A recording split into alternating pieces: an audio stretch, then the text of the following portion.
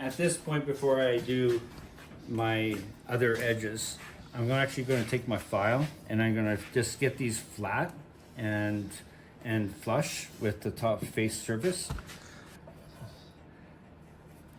Okay, so I want to just go down angle. There's a little bit of a bite to it. Okay. And what I do is I leave a little bit of a gap between the wood surface and my file. So I use my fingers as a depth gauge, so it can just glide and it's not going to dig into my face surface. So, and then I put pressure onto this edge here, slight pressure, and it just gives it that bite that we need.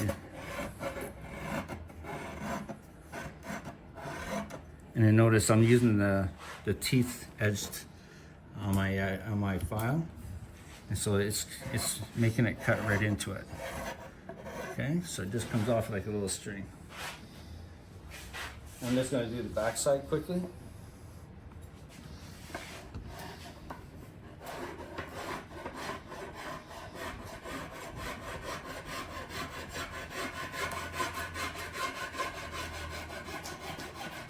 Okay. Looks good. Stop. I want it. I got it. I want it. I got it.